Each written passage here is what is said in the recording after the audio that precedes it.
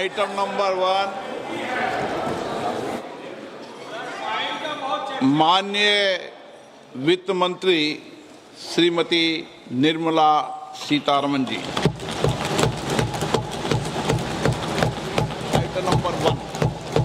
Item number 1.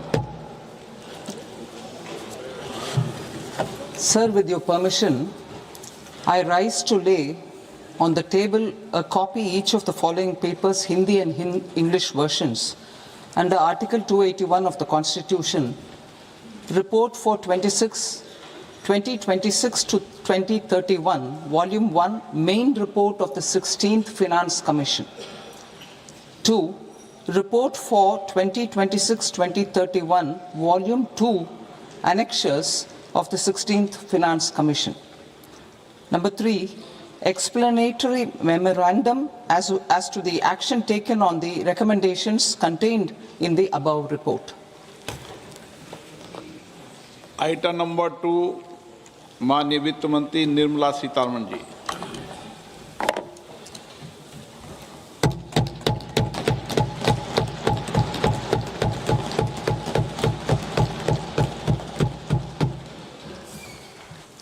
Honorable Speaker, sir, on the sacred occasion of Magh Purnima and the birth anniversary of Guru Ravidas, I present the budget for the year 2026-2027. Since we assumed office 12 years ago, India's economic trajectory has been marked by stability, fiscal discipline, sustained growth, and moderate inflation.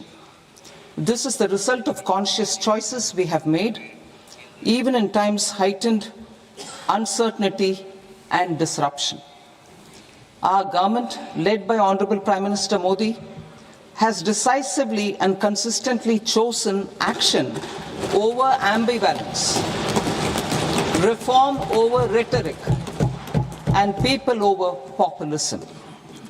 We have pursued far-reaching structural reforms, fiscal prudence and monetary stability, whilst maintaining a strong thrust on public investment.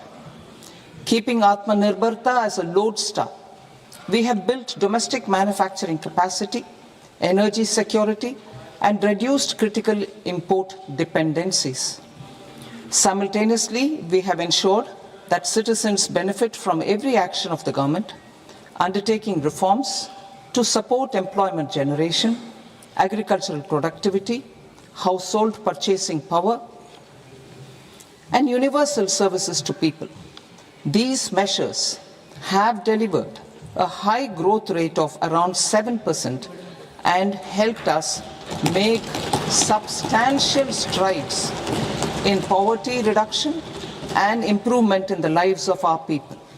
Today, we face an external environment in which trade and multilateralism are imperiled and access to resources and supply chains are disrupted. New technologies are transforming production systems while sharply increasing demands on water, energy, and critical minerals. India will continue to take confident steps towards Vikasit Bharat, balancing ambition with inclusion. As a growing economy with expanding trade and capital needs, India must also remain deeply integrated with global markets, exporting more and attracting stable long-term investment. As I begin Part A, I want to express my gratitude to the people for standing firmly with us as we forge our way together towards becoming one of the largest economies of the world.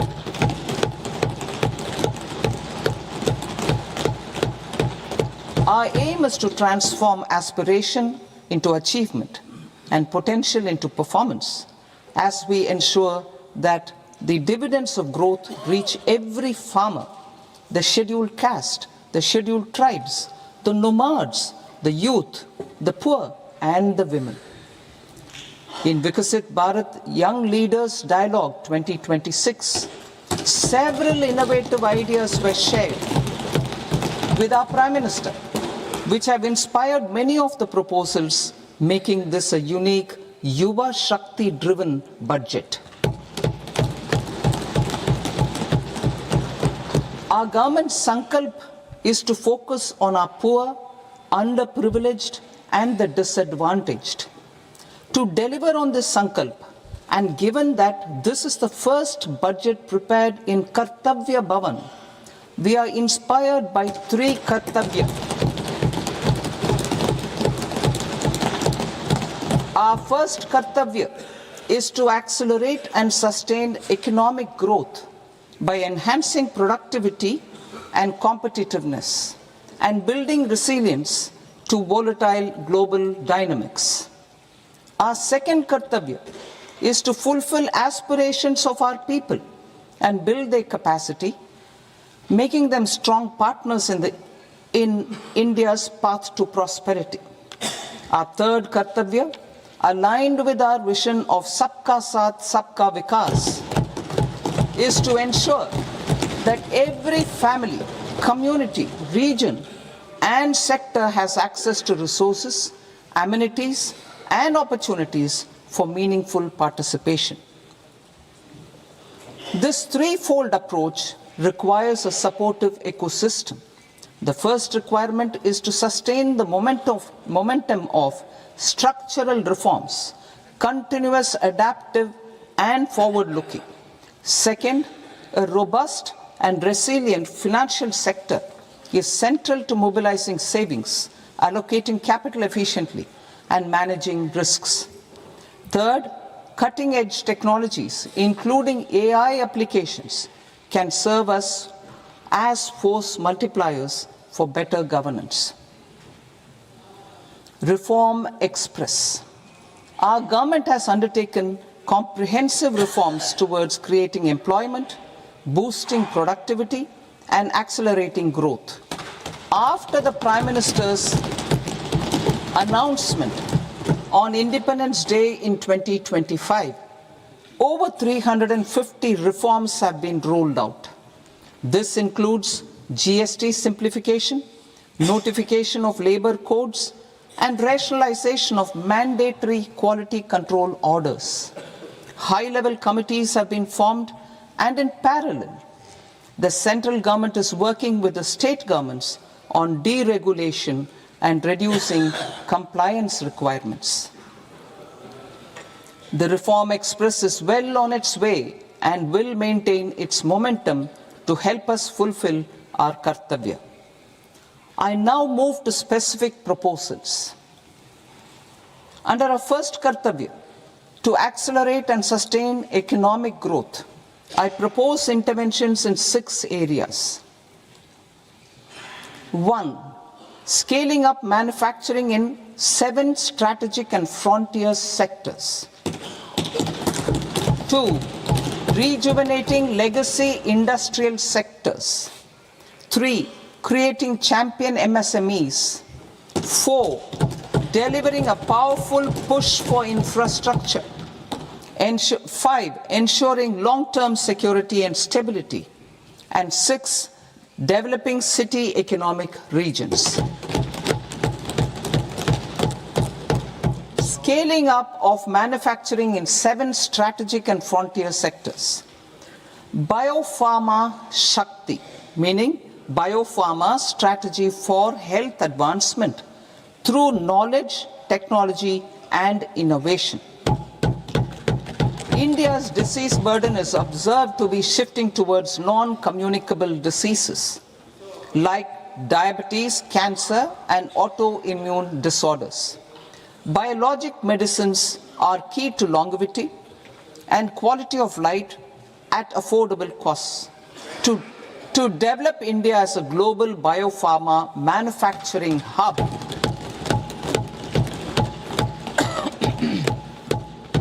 I propose the Biopharma Shakti with an outlay of 10,000 crores over the next 5 years. This will build the ecosystem for domestic production of biologics and biosimilars. The strategy will include a biopharma-focused network with 3 new national institutes of pharmaceutical education and research, popularly known as NIPERS, and upgrading 7 existing ones. It will also create a network of 1,000 accredited India clinical trials sites. We propose to strengthen the Central Drug Standard Control Organization to meet global standards and approve timeframes through and approval timeframes through a dedicated scientific review cadre and specialists. India's semiconductor mission 1.0 expanded India's semiconductor sector capabilities. Building on this, we will launch ISM 2.0 to produce equipment and materials, design full-stack Indian IP, and fortify supply chains. We will also focus on industry-led research and training centers to develop technology and skilled workforce. The Electronics Components Manufacturing Scheme, launched in April 2025 with an outlay of 22,919 crores, already has investment commitments at double the targets. We propose to increase the outlay to 40,000 crores to capitalize on this momentum.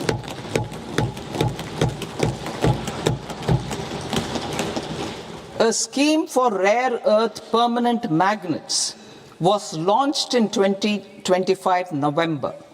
We now propose to support the mineral-rich states of Odisha, Kerala, Andhra Pradesh, and Tamil Nadu to establish dedicated rare earth corridors to promote mining, processing, research, and manufacturing. To enhance domestic chemical production and reduce import dependency, we will launch a scheme to support states in establishing 3 dedicated chemical parks through challenge route on a cluster-based plug-and-play model. Strong capital goods.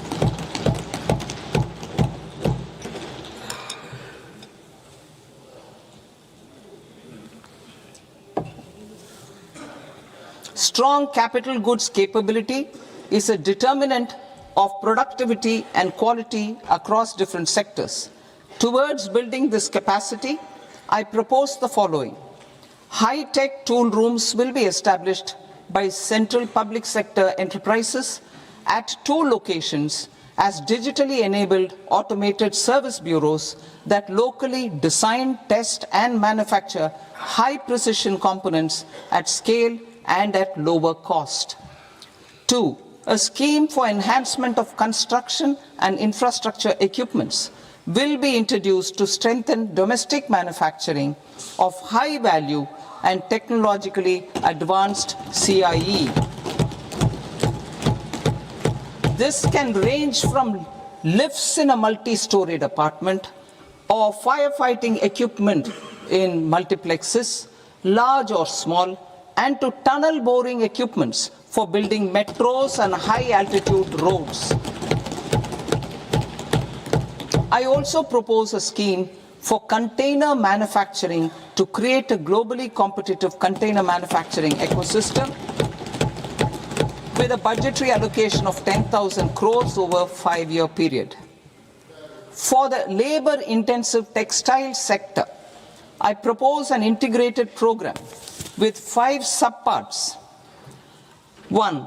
The National Fiber Scheme for self-reliance in natural fibers, such as silk, wool, and jute, man-made fibers, and new age fibers. Textile expansion and employment scheme to modernize traditional clusters with capital support for machinery, technology upgradation, and common testing and certification centers. 3. The National Handloom and Handicraft Program to integrate and strengthen existing schemes and ensure targeted support for weavers and artisans. Tex Eco Initiative to promote globally competitive and sustainable textiles and apparels. Samarth 2.0 to modernize the upgrade the textile skilling ecosystem through collaboration with industry and academic institutions. Further, I propose to set up mega textile parks in challenge mode.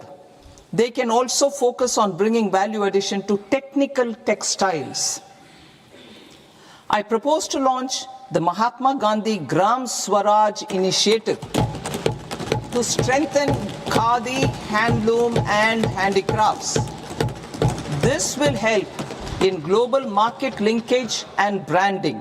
It will streamline and support training, skilling, quality of process and production. This will benefit our weavers, village industries, one district, one product ODOP initiative and also our rural youth. India has the potential to emerge as a global hub for high quality, affordable sports goods. I propose a dedicated initiative for sports goods that will promote manufacturing, research, and innovation in equipment design as well as material sciences. Rejuvenation of legacy industrial clusters. I propose to introduce a scheme to revive 200 legacy industrial clusters to improve their cost competitiveness and efficiency through infrastructure and technology upgradation. Creating champion SMEs and supporting micro enterprises.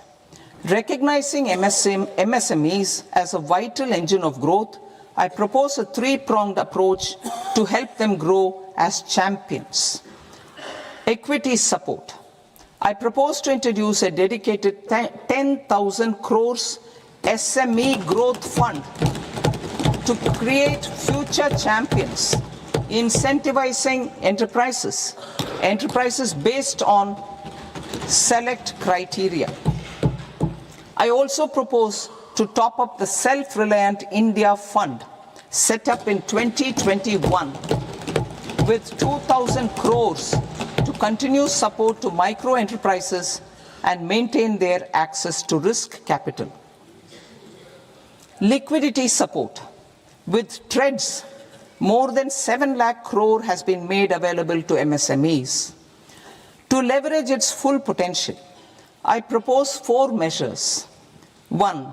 Mandate TREDS as the transaction settlement platform for all purchases from MSMEs by CPSEs, serving as a benchmark for other corporates. 2. Introduce a credit guarantee support mechanism through CGTMSE for invoice discounting on TREDS platform. 3. Link GEM with TREDS for sharing information with financiers about government purchases from MSMEs, encouraging cheaper and quicker financing. 4. Introduce TREDS receivables as asset-backed securities, helping develop a secondary market, enhancing liquidity and settlement of transactions. Professional support.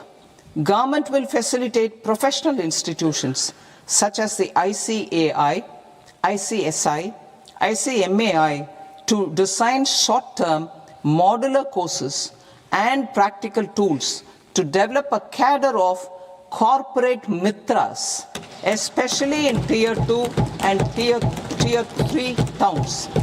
These accredited para-professionals will help MSMEs meet compliance requirements at affordable costs.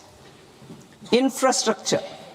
During this past decade, our government has undertaken several initiatives for large-scale enhancement of public infrastructure, including through new financing instruments such as Infrastructure Investment Trust (InvITs) and Real Estate Investment Trust (REITs), and institutions like NIIF and NABFID.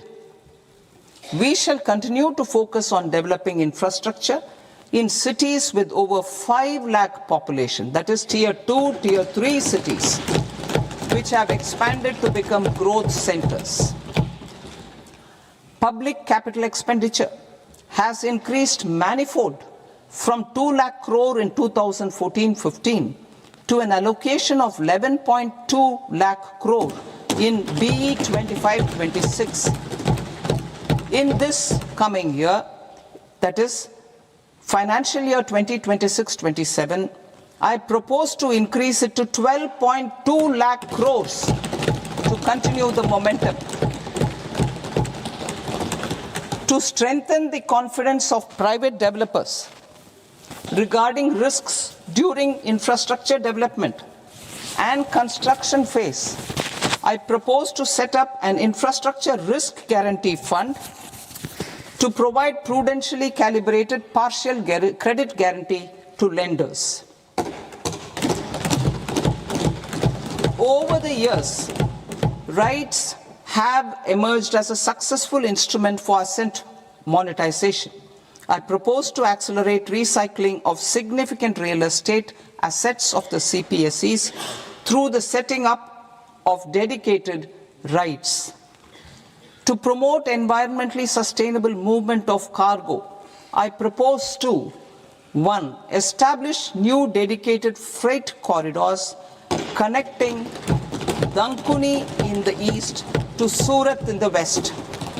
Operationalize 20 new national waterways over the next 5 years. Starting with National Waterways 5 in Orissa to connect mineral-rich areas of Talcher and Angul and industrial centers like Kalinga Nagar to the ports of Paradeep and Dhamra. Training institutes will be set up as regional centers of excellence for development of required manpower for these waterways.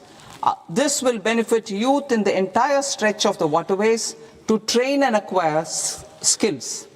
Further, a ship repair ecosystem catering to inland waterways will also be set up at Varanasi and Patna. And C, launch a coastal cargo promotion scheme for incentivizing a modal shift from rail to road to increase the share of inland waterways and coastal shipping from 6% to 12% by 2047. To enhance last mile and remote connectivity and promote tourism, I propose to give incentives to indigenize manufacturing of seaplanes. A seaplane VGF scheme will be also introduced to provide support for operations. Carbon capture, utilization and storage. Aligning with the roadmap launched in December 2025, the carbon capture, utilization and storage technologies at scale will achieve higher readiness and in end-use application across 5 industrial sectors, including power, steel, cement, refineries, and chemicals. An outlay of 20,000 crore is proposed over the next 5 years for this purpose. City economic regions. Cities are India's engines of growth, innovation, and opportunities. We shall now focus on Tier 2, Tier 3 cities, and even temple towns, which need modern infrastructure and basic amenities. This budget aims to further amplify the potential of cities to deliver the economic power of agglomerations by mapping city economic regions based on their specific growth drivers. An allocation of 5,000 crore per CER over 5 years is proposed for implementing their plans through a challenge mode with a reform-cum-result-based financing mechanism. In order to promote environmentally sustainable passenger systems, we will develop 7 high-speed rail corridors between cities as growth connectors, namely Mumbai to Pune, Pune to Hyderabad, Hyderabad to Bengaluru, Hyderabad to Chennai, Chennai to Bengaluru, Delhi to Varanasi, Varanasi to Siliguri.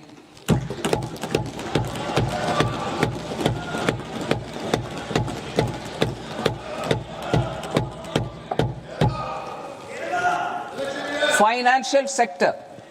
The Indian banking sector today is characterized by strong balance sheet, historic highs in profitability, improved asset quality, and coverage exceeding 98% of villages in the country. At this juncture, we are well placed to futuristically evaluate the measures needed to continue on the path of reform-led growth of this sector. I propose setting up a high-level committee on banking for Vikasit Bharat. High-level committee on banking for Vikasit Bharat to comprehensively review the sector and align it with India's next phase of growth, while safeguarding financial stability, inclusion, and consumer protection. The vision for NBFCs for Vikasit Bharat has been outlined with clear targets for credit disbursement and technology adoption in order to achieve scale and improve efficiency in the public sector NBFCs. As a first step, it is proposed to restructure the Power Finance Corporation and Rural Electrification Corporation. I propose a comprehensive review of the foreign exchange management non-debt instruments rules to create a more contemporary, user-friendly framework for foreign investments consistent with India's evolving economic priorities. Corporate bond market. I propose to introduce a market-making framework with suitable access to funds and derivatives on corporate bond indices. I also propose to introduce total return swaps on corporate bonds. Municipal bonds. To encourage the issuance of municipal bonds of higher value by larger cities, I propose an incentive of 100 crore rupees for a single bond issuance. 100 crore rupees for a single bond issuance of more than 1,000 crore. The current scheme under Amrit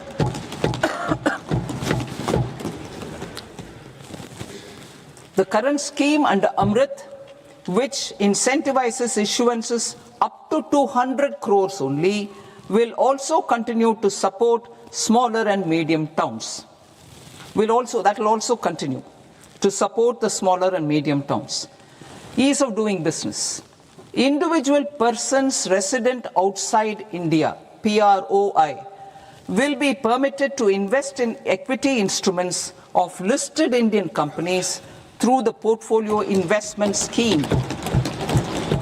It is also proposed to increase the investment limit for an individual PROI under the scheme from 5% to 10%, with an overall investment limit for all individual PROIs to 24% from the current 10%.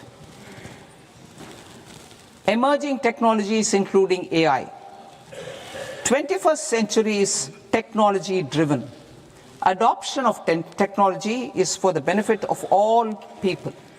Farmers in the field, women in STEM, youth keen to upskill, and Divyangjan to access newer opportunities. The government has taken several steps to support new technologies through AI Mission, National Quantum Mission, Anusandhan National Research Fund, and Research and Development and Innovation Fund. Our second kartavya is to fulfill aspirations and build capacities. Close to 25 crore individuals have come out of multi-dimensional poverty through a decade of our government's sustained and reform-oriented efforts.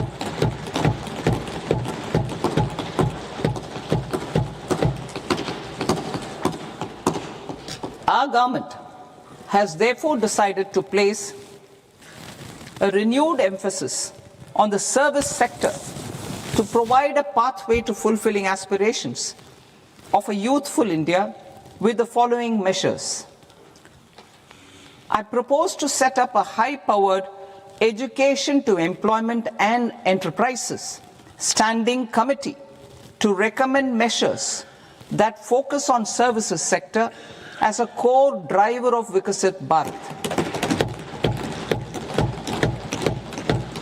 This will make us a global leader in services with a 10% global share by 2047. The committee will prioritize areas to optimize the potential for growth, employment, and exports. They will also assess the impact of emerging technologies, including AI, on jobs and skill requirements and propose measures thereof. To create a range of skilled career pathways, a new range of skilled career pathways for our youth, I propose interventions in the following sectors. Health. Existing institutions for allied health professionals will be upgraded and new AHP institutions established in private and government sectors. This will cover 10 selected disciplines, including optometry, radiology, anesthesia, OT technology, applied psychology and behavioral health, and add 1 lakh AHPs over the next 5 years. A strong care system covering geriatric and allied care services will be built. A variety of NSQF aligned programs will be developed to train multi-skilled caregivers, combining core care and allied skills such as wellness, yoga, and operation of medical assistive devices. In the coming year, 1.5 lakh caregivers will be trained.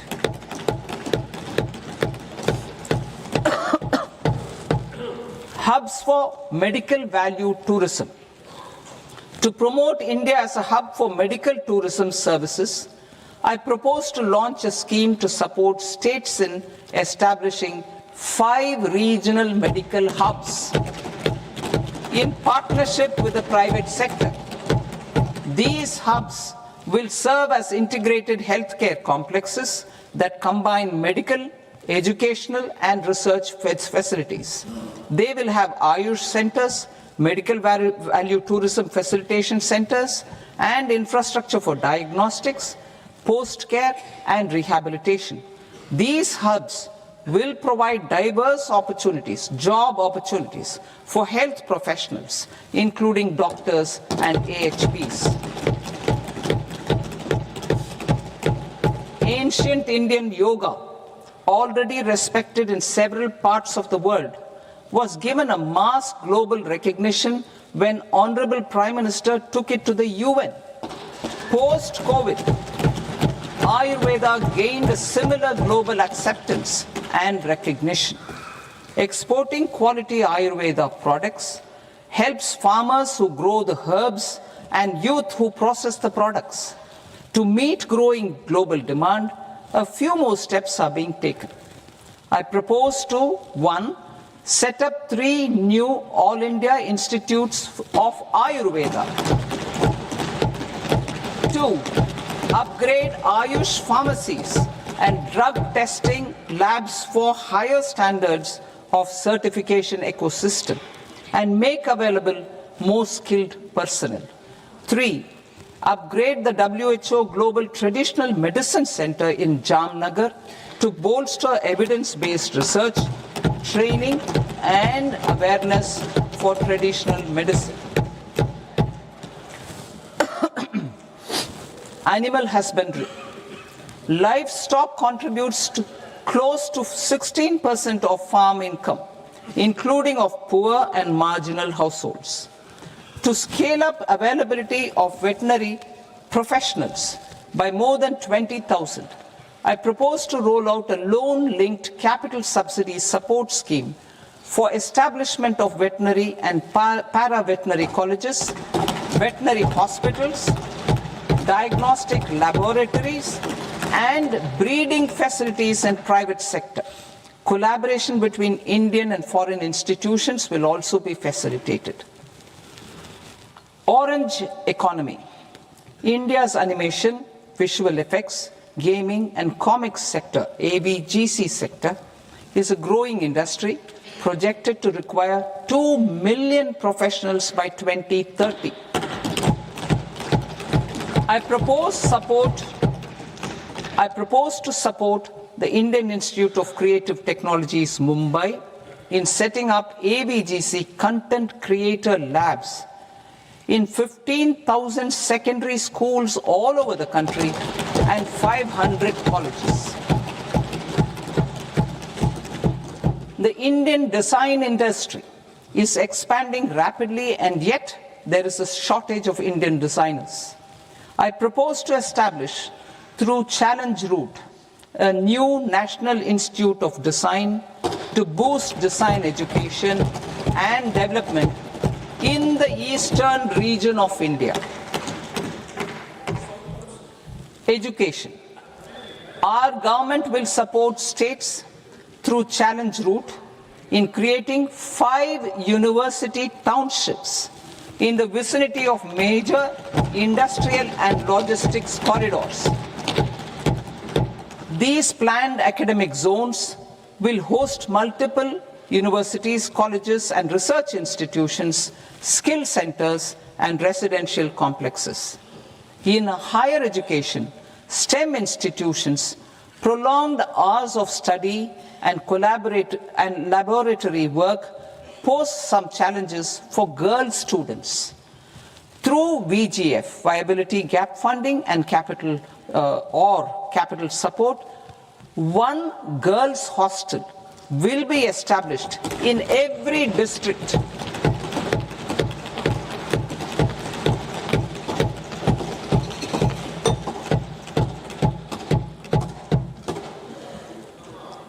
To promote astrophysics and astronomy via immersive experiences, 4 telescope infrastructure facilities will be set up or upgraded. The National Large Solar Telescope, the National Large Optical Infrared Telescope, the Himalayan Chandra Telescope, and the Cosmos 2 Planetarium. Tourism. The tourism sector has the potential to play a large role in the employment generation, forex earnings, and expanding the local economy. I propose to set up a National Institute of Hospitality by upgrading the existing National Council for Hotel Management and Catering Technology. It will function as a bridge between academia, industry, and government. I also propose a pilot scheme for upskilling 10,000 guides in 20 iconic tourist sites through a standardized, high-quality, 12-week training course in hybrid mode in collaboration with the Indian Institute of Management. A national destination digital knowledge grid will be established to digitally document all places of significance, cultural, spiritual, and heritage. This initiative will create a new ecosystem of jobs for local researchers, historians, content creators, and technology partners. India has the potential and opportunity to offer world-class trekking and hiking experience.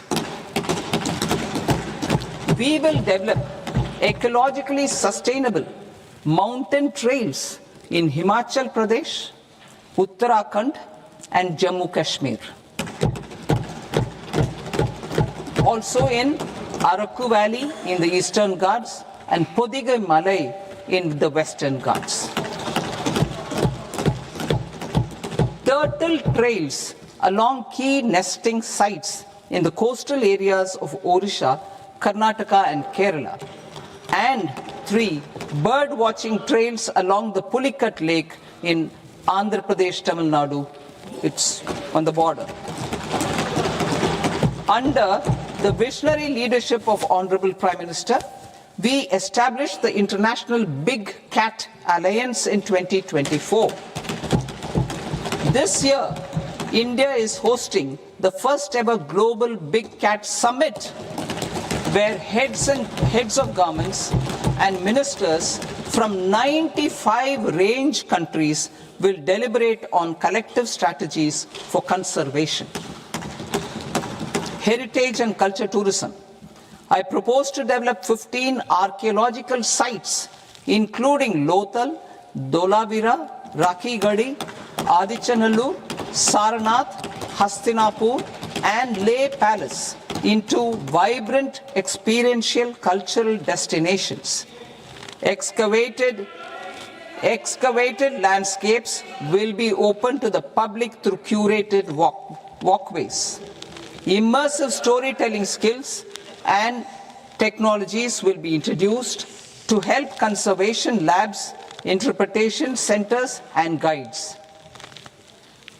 The sports sector provides multiple means of employment, skilling, and job opportunities.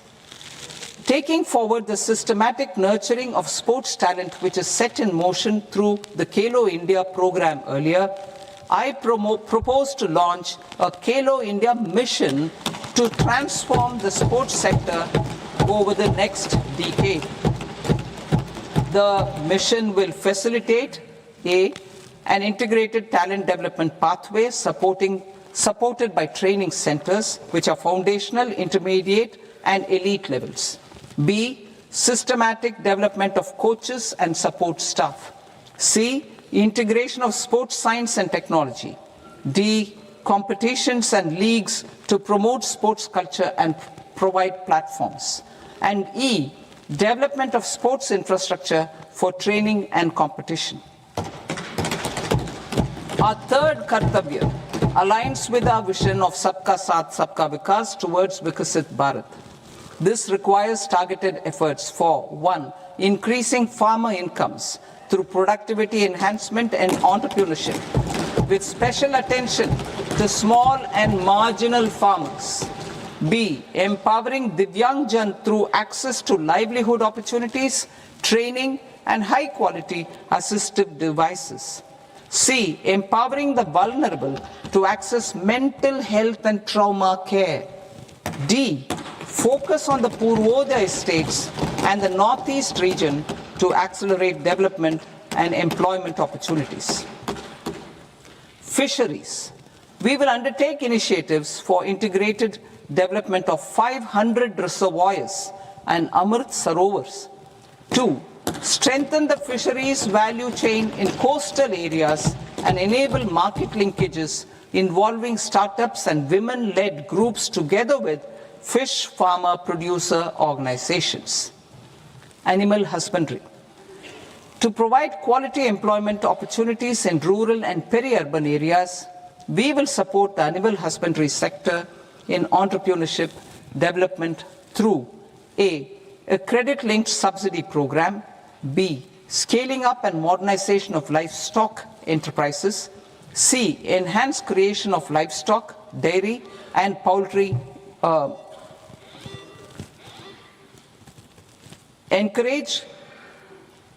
enhanced creation of livestock, dairy, and poultry-focused integrated value chains, and D, encourage creation of livestock farmer-producer organizations. High-value agriculture. To diversify farm outputs, increase productivity, enhance farmers' incomes, and create new employment opportunities, we will support high-value crops such as coconut, sandalwood, cocoa, cashew in the coastal areas, agar trees in northeast, and nuts such as almonds, walnuts, and pine nuts in our hilly regions. These, all of them, will be supported. India is the world's largest producer of coconuts. About 30 million people including nearly 10 million farmers, depend on coconuts for their livelihood. To further enhance competitiveness in coconut production, I propose a coconut promotion scheme to increase production and enhance productivity through various interventions, including replacing and non-productive trees with new saplings or plants or varieties in major coconut growing states. A dedicated program is proposed for Indian cashew and cocoa to make India self-reliant in raw cashew and coconut production and processing, enhance export competitiveness, and transform Indian cashew and Indian cocoa into premium global brands by 2030. Sandalwood. Sandalwood is closely linked to India's social and cultural heritage. Our government will partner with state governments to promote focused cultivation and post-harvest processing to restore the glory of the Indian sandalwood ecosystem, to rejuvenate old, low-yielding orchards, and expand high-density cultivation of walnuts, almonds, and pine nuts. We will support a dedicated program to enhance farmer incomes and in bringing value addition by engaging youth. Bharat Vistar, that is virtually integrated system to access agricultural resources. I propose to launch Bharat Vistar, a multilingual AI tool that shall integrate the AgriStack portals and the ICAR package on agricultural practices with AI systems. This will enhance farm productivity, enable better decisions for farmers, and reduce risk by providing customized advisory support. She Marts for rural women-led enterprises. Building on the success of Lakpati Didi program, I propose to help women take the next step from credit-linked livelihoods to being owners of enterprises. Self-help entrepreneur, She Marts will be set up as community-owned retail outlets within the cluster-level federations through enhanced and innovative financing instruments. Empowering Divyangjan. Divyangjan Kaushal Yojana. Information technology, AVGC sectors, hospitality and food and beverages sectors often offer task-oriented and process-driven roles which are suitable for Divyangjan. We will ensure dignified livelihood opportunities through industry-relevant and customized training specific to each Divyangjan group. Divyang Sahara Yojana. Timely access to high-quality assistive devices for all eligible Divyangjan is a fundamental need. I propose to 1. Support the Artificial Limbs Manufacturing Corporation of India, ALIMCO, to set up and to scale up production of assistive devices, invest in R&D and AI integration, strengthen PM Divyasha Kendras, and support setting up of assistive technology marts as modern retail style centers where Divyangjan and senior citizens can see, try and purchase assistive products. Reaffirming our commitment to mental health and trauma care. There are no national institutes for mental health care in North India. We will therefore set up a NIMHANS 2 and also upgrade national mental health institutes in Ranchi and in Tezpur as regional apex institutions. Emergencies expose families, particularly the poor and vulnerable, to unexpected expenditure. We will strengthen and increase these capacities by 50%, in district hospitals by establishing emergency and trauma care centers. Focus on Purvodaya states and northeastern regions. Purvodaya, I propose the development of an integrated East Coast industrial corridor with a well-connected node at Durgapur, creation of 5 tourism destinations in 5 Purvodaya states, and the provision of 4,000 e-buses. Buddhist sites in northeastern region. The northeastern region is a civilizational confluence of Theravada and Mahayana or Vajrayana traditions. I propose to launch a scheme for development of Buddhist circuits in Arunachal Pradesh, Sikkim, Assam, Manipur, Mizoram, and Tripura. The scheme will cover preservation of temples and monasteries, pilgrimage interpretation centers, connectivity, and pilgrim amenities. 16th Finance Commission. On 17th November 2025, the 16th Finance Commission submitted its report to the President.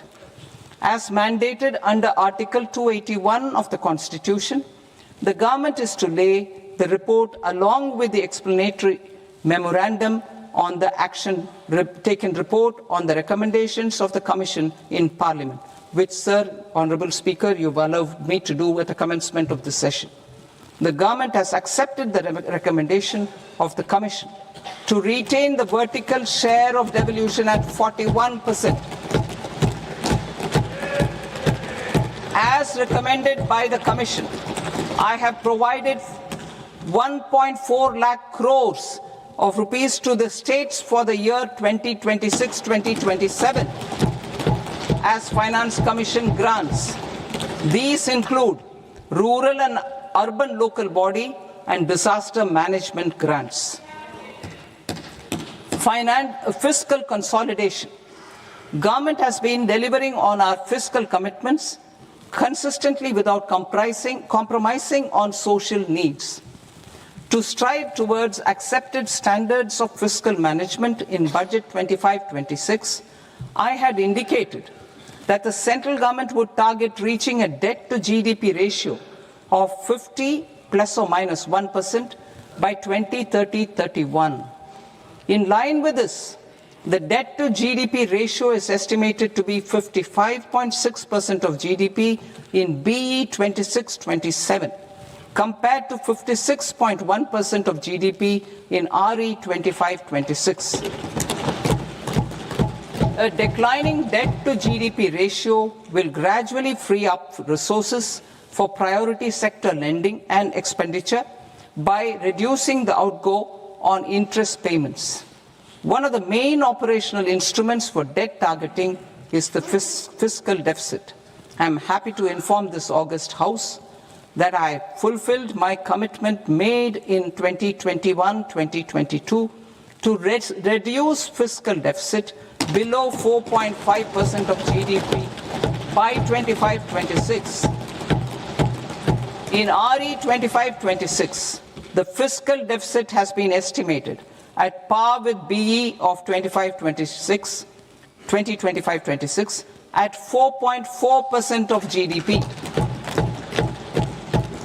In line with the new fiscal prudence path of debt consolidation, the fiscal deficit in BE 26-27 is estimated to be 4.3% of the GDP.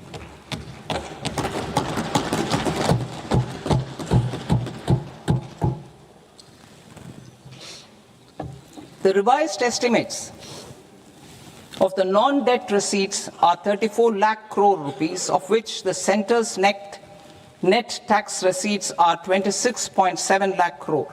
The revised estimate of the total expenditure is 49.6 lakh crore rupees, of which the capital expenditure is about 11 lakh crores. Budget estimates 2026 to 2027. Coming to 26-27, the non-debt receipts and the total expenditure are estimated as 36.5 lakh crore and 53.5 lakh crore respectively. The centre's net tax receipts are estimated at 28.7 lakh crore rupees. To finance the fiscal deficit, the net market borrowings from dated securities are estimated at 11.7 lakh crore rupees. The balance financing is expected to come from small savings and other sources. The gross market borrowings are estimated at 17.2 lakh crore rupees. I'll now move to Part B. Part B, direct taxes.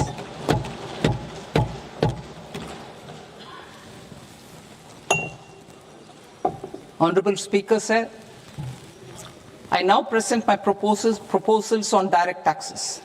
New Income Tax Act. In July 2024, I announced a comprehensive review of the Income Tax Act 1961. This was completed in a record time, and the Income Tax Act 2025 will come into effect from 1st April 2026. The simplified income tax rules and forms will be notified shortly, giving adequate time to taxpayers to acquaint themselves with its requirements. The forms have been redesigned such that ordinary citizens can comply without difficulty. Ease of living. I propose that any interest awarded by the Motor Accident Claims Tribunal to a natural person will be exempt from income tax, and any TDS on this account will be done away with. I propose to reduce TCS rate on the sale of overseas tour program package from the current 5% and 20% to 2% without any stipulation of amount. I propose to reduce TCS rate for pursuing education and for medical purposes under the Liberalized Remittance Scheme, popularly known as LRS, from 5% to 2%. Supply of manpower services is proposed to be specifically brought within the ambit of payment to contractors for the purpose of TDS to avoid ambiguity. Thus, TDS on these services will be at the rate of either 1% or 2% only. I propose a scheme for small taxpayers, wherein a rule-based automated process will enable obtaining a lower or nil deduction certificate instead of filing an application with the assessing officer.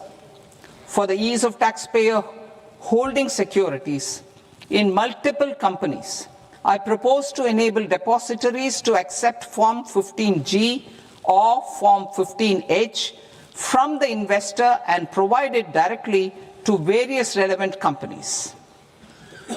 I propose to extend time available for revising returns from 31st December to up to 31st March with the payment of a nominal fee. I also propose to stagger the timeline for filing of tax returns. Individuals with ITR 1 and ITR 2 returns will continue to file till 31st July, and non-audit business cases or trusts are proposed to be allowed time till 31st August. TDS on sale of immovable property by a non-resident is proposed to be deducted and deposited through resident buyers and his or her PAN-based challan instead of requiring a TAN, which is a temporary accounting number. To address practical issues of small taxpayers like students, young professionals, tech employees, relocated NRIs, and such others, I propose to introduce a one-time 6-month foreign asset disclosure scheme for these taxpayers to disclose income or assets below a certain size. This scheme would be applicable for two categories of taxpayers, namely A, who did not disclose their overseas income or assets, and B, who disclosed their overseas income and or paid due tax but could not declare the asset acquired. For category A, the limit of undisclosed income or asset is proposed to be up to 1 crore rupees. They need to pay 30% of fair market value of asset or 30% of undisclosed income as tax and 30% as additional income tax in lieu of penalty and would thereby get immunity from prosecution. For category B, asset value is proposed to be up to 5 crore rupees. Here, immunity from both penalty and prosecution will be available with a payment of fee of 1 lakh rupees. Rationalizing penalty and prosecution. Multiplicity of proceedings are hindrance to the ease of doing business. I propose to integrate assessment and penalty proceedings by way of a common order for both. There will be no interest liability on the taxpayer on the penalty amount for the period of appeal before the first appellate authority, irrespective of the outcome of appeal process. Further, quantum of prepayment is being reduced from 20% to 10% and will continue to be calculated only on core tax demand. As an additional measure for reducing litigation, I propose to allow taxpayers to update their returns even after reassessment proceedings have been initiated and an additional 10% tax rate over and above the rate applicable for the relevant year. The assessing officer will then use only this updated return in his proceedings. There is already a framework for immunity from penalty and prosecution in the cases of underreporting. I propose to apply this framework for immunity to misreporting too. However, in such a case, the taxpayer will need to pay 100% of the tax amount as an additional income tax over and above the tax and interest due. Penalties for certain technical defaults, such as failure to get accounts audited, non-furnishing of transfer pricing audit report, and default in furnishing statement for financial transactions are proposed to be converted into fee.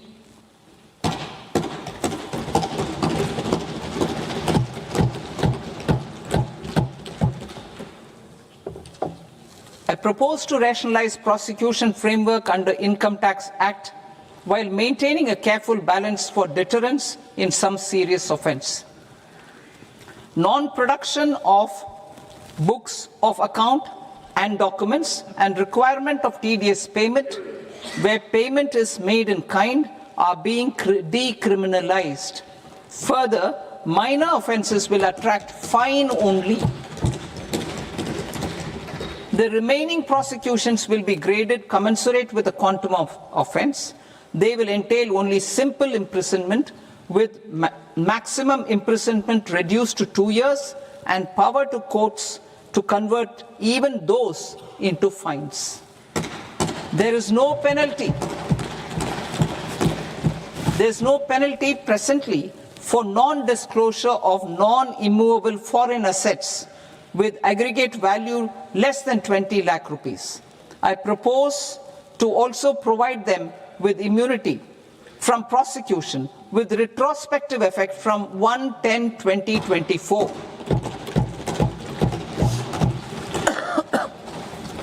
Cooperatives. Deduction is already allowed to a primary cooperative society engaged in supplying milk, oilseeds, fruits or vegetables raised or grown by its members. I propose to extend this deduction to also include supply of cattle feed and cotton seed produced by its members. I propose to allow inter-cooperative society dividend income as deduction under the new tax regime to the extent it is further distributed to its members. I further propose to allow exemption for a period of 3 years to dividend income received by a notified national cooperative federation on their investments made in companies up to 31/1/2026. This exemption would be allowed only for dividends further distributed to its member cooperatives. Supporting IT sector as India's growth engine. India is a global leader in software development services, IT-enabled services, knowledge process outsourcing services, and contract R&D services relating to software development. These businesses and their segments are quite interconnected with each other. All these services are proposed to be clubbed under a single category of information technology services with a common safe harbor margin of 15.5% applicable to all. The threshold for availing safe harbor for IT services is being enhanced substantially from 300 crore rupees to 2,000 crore rupees. Safe harbor for IT services shall be approved by an automated rule-driven process without any need for tax officer to examine and accept the application. Once applied by an IT services company, the same safe harbor can be continued for a period of 5 years at a stretch at its choice. For IT services companies who want to conclude advanced pricing agreement, APA, I propose to fast-track unilateral APA process for IT services and endeavor to conclude it within a period of 2 years. The period of 2 years can be extended by a further period of 6 months on taxpayers' request. I propose to extend the facility of modified returns available to the entity entering APA to its associated entities also. Attracting global business and investment. Recognizing the need to enable critical infrastructure and boost investment in data centers, I propose to provide tax holiday till 2047 to any foreign company that provides cloud services to customers globally by using data center services from India. It will, however, need to provide services to Indian customers through an Indian reseller entity. I also propose to provide a safe harbor of 15% on cost in case the company providing data center services from India is a related entity. To harness the efficiency of just-in-time logistics for electronic manufacturing, I propose to provide safe harbor to non-residents for component warehousing in a bonded warehouse at a profit margin of 2% of the invoice value. The resultant tax of about 0.7% will be much lower than in competing jurisdictions. To provide fillip to toll manufacturing in India, I propose to provide exemption from income tax for 5 years to any non-resident who provides capital goods, equipment, or tooling to any toll manufacturer in a bonded zone. To encourage vast pool of global talent to work in India for a longer period of time, I propose to provide exemption to global, non-India sourced income of a non-resident expert for a stay period of 5 years under notified schemes. I propose to provide exemption from minimum alternate tax, the MAT, to all non-residents who pay tax on presumptive basis. Tax administration. I propose to constitute a joint committee of Ministry of Corporate Affairs and Central Board of Direct Taxes for incorporating the requirements of income computation and disclosure standards, the ICDS, in the Indian Accounting Standards, IND AS itself. Separate accounting requirement based on ICDS will be done away with from the tax year 27-28. To support Prime Minister Modi's vision of homegrown accounting and advisory firms to become global leaders, I propose to rationalize the definition of accountant for the purposes of safe harbor rules. Other tax proposals. Change in taxation of buyback was brought in to address the improper use of buyback route by promoters. In the interest of minority shareholders, I propose to tax buyback for all types of shareholders as capital gains.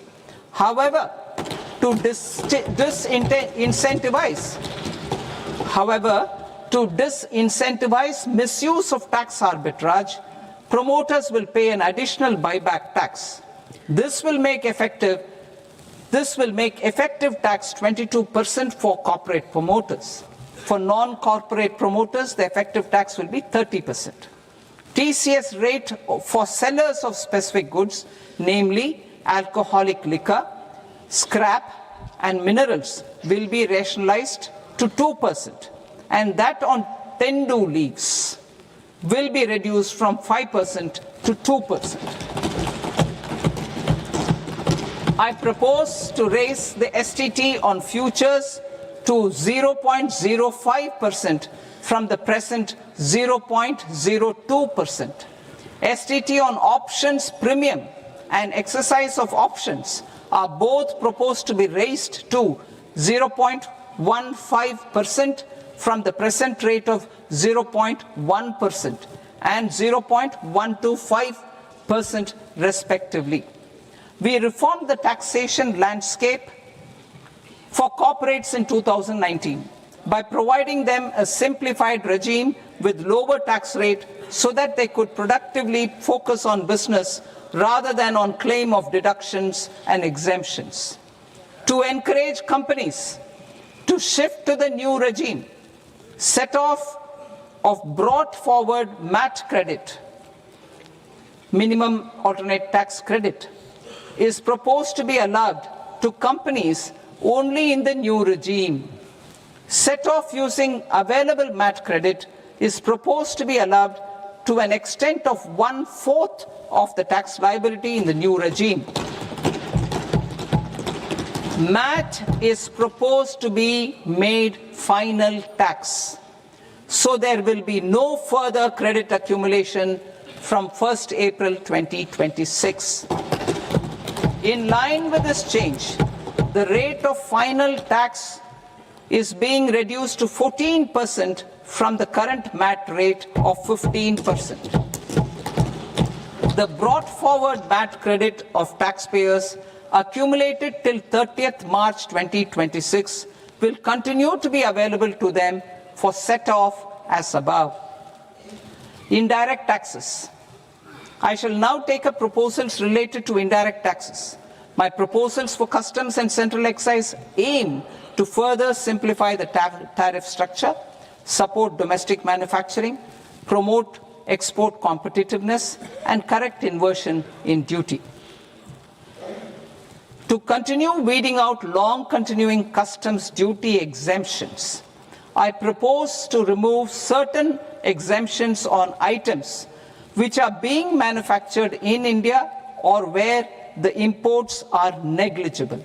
Similarly, to further simplify the process of ascertaining the rate of duty applicable on a particular item, I propose to incorporate certain effective rates in various customs notifications to the tariff schedule itself. I shall now take up sector-specific proposals. Promotion of exports of marine, leather, and textile products. I propose to increase the limit for duty-free imports of specified inputs used for processing seafoods for export from the current 1% to 3% of FOB value of the previous year's export turnover. I also propose to allow duty-free imports of specified inputs, which is currently available for exports of leather or synthetic footwear, to exports of shoe uppers as well. I propose to extend the time period for export of final product from the existing 6 months to 1 year for exporters of leather or textile garments, leather or synthetic footwear, and other leather products. energy transition and security. I propose to extend the basic customs duty exemption given to capital goods used for manufacturing lithium-ion cells for batteries to those used for manufacturing lithium-ion cells for battery energy storage systems also. I propose to exempt basic customs duty on import of sodium antimonate for use in manufacture of solar glass. Nuclear power. I propose to extend the existing basic customs duty exemption on imports of goods required for nuclear power projects till the year 2035 and expand it for all nuclear plants irrespective of their capacity. Critical minerals. It is proposed to provide basic customs duty exemption to the import of capital goods required for the processing of critical minerals in India. Biogas blended CNG. I propose to exclude the entire value of biogas while calculating the central excise duty payable on biogas blended CNG. Civil and defense aviation. I propose to exempt basic customs duty on components and parts required for the manufacture of civilian training and other aircrafts. It is proposed to exempt basic customs duty on raw materials imported for the manufacture of parts of aircraft to be used in maintenance, repair, or overall requirements by units in the defense sector. Electronics. To deepen value addition in the consumer electronics sector, I propose to exempt basic customs duty on specified parts used in the manufacture of microwave ovens. Special economic zone. To address the concerns arising about utilization of capacity by manufacturing units in the special economic zones due to global trade disruptions, I propose as a special one-time measure to facilitate sales by eligible manufacturing units in SEZs to the domestic tariff area at concessional rates of duty. The quantity of such sales will be limited to a prescribed proportion of their exports. Necessary regulatory changes will be undertaken to operationalize the measures while ensuring level playing field for the units working in the DTA. Ease of living. To rationalize the customs duty structure for goods imported for personal use, I propose to reduce the tariff rate on all dutiable goods imported for personal use from 20% to 10%. To provide relief to patients, particularly those suffering from cancer, I propose to exempt basic customs duty on 17 drugs or medicines. I propose also to add 7 more rare diseases for the purposes of exempting import duties on personal imports of drugs, medicines, and food for special medical purposes used in their treatment. Customs process. India's role and share in the global trade is poised for a major leap in line with our ambition and journey towards Vikasit Bharat. In this regard, I propose many measures for custom processes to have minimal intervention for smoother and faster movement of goods and greater certainty to the trade. Trust-based systems. I propose to enhance duty deferral period for Tier 2 and Tier 3 authorized economic operators, known as AEOs, from 15 days to 30 days. I propose to provide eligible manufacturer importers the same duty deferral facility. This should encourage them to get themselves accredited as a full-fledged Tier 3 AEO in due course. To provide greater certainty and for better business planning, I propose to extend validity period of advance ruling binding on customs from the present 3 years to 5 years. In the spirit of the whole of government approach,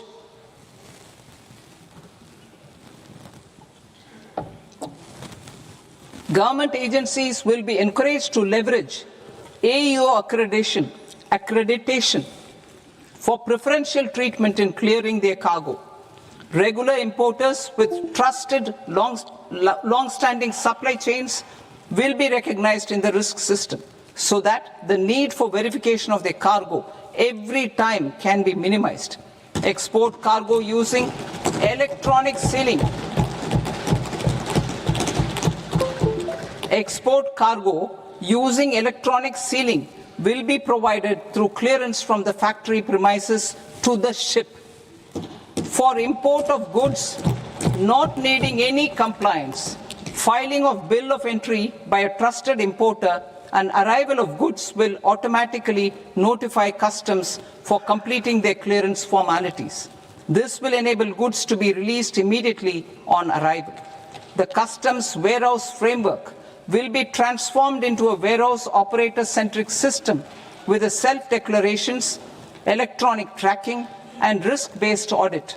These reforms will move away from the current system of officer-dependent approvals and reduce transaction delays and compliance costs.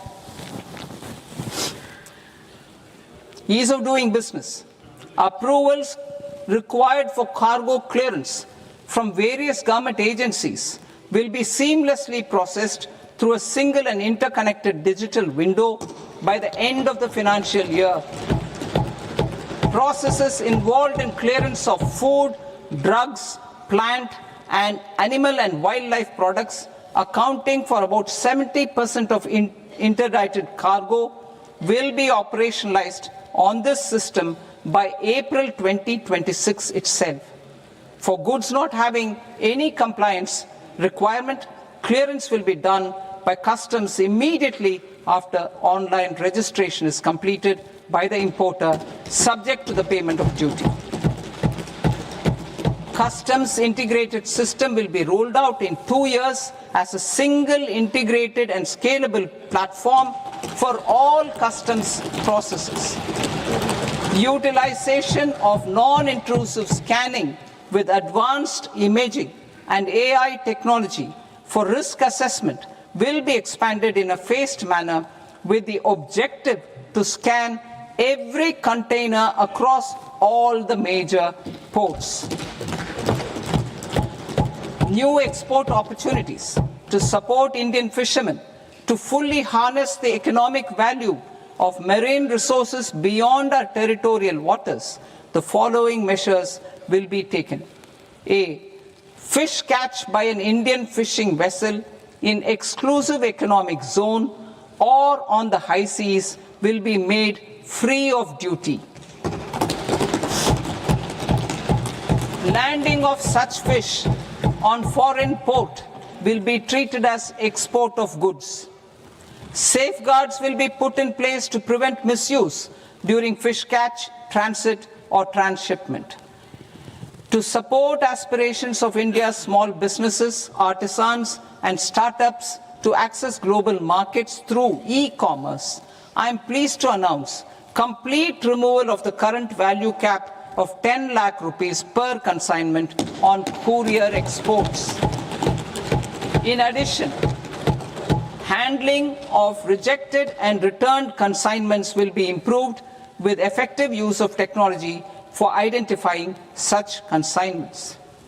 I propose to revise provisions governing baggage clearance during international travel to address genuine concerns of passengers.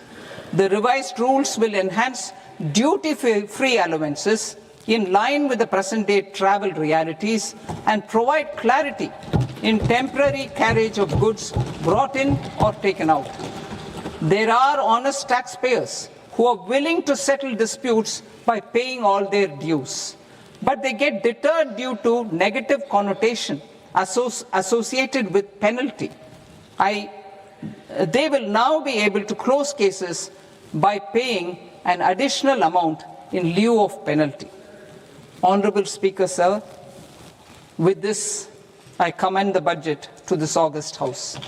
Jai Hind.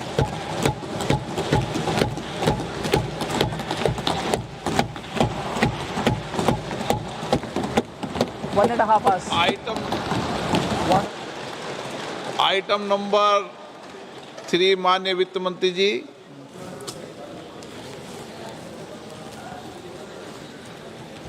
Item number 2, sir. 3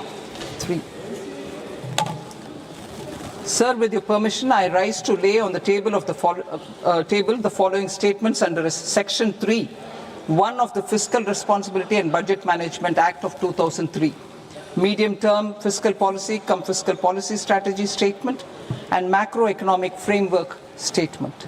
item number 4 माननीय वित्त मंत्री जी। Sir, with your permission, I move for leave to introduce the Finance Bill 2026. प्रश्न ये कि विधेयक को पुनर्स्थापित करने की अनुमति प्रदान की जाए। जो सदस्य इस पक्ष में हाँ गए, जो सदस्य विरोध में ना गए, मेरे विचार में निर्णय हाँ वालों के पक्ष में, हाँ वालों के पक्ष में अनुमति प्रदान की जाती है। माननीय मंत्री जी, अब विधेयक पुनर्स्थापित करें। Sir, I introduce the bill. माननीय सदस्यगण, आपको सूचित किया जाता है कि माननीय वित्त मंत्री जी के बजट भाषण की कॉपी पब्लिकेशन काउंटर पर ली जाती है। बजट भाषण और बजट से संबंधित दस्तावेज आपके मोबाइल फोन और मेंबर पोर्टल्स पर ही उपलब्ध है।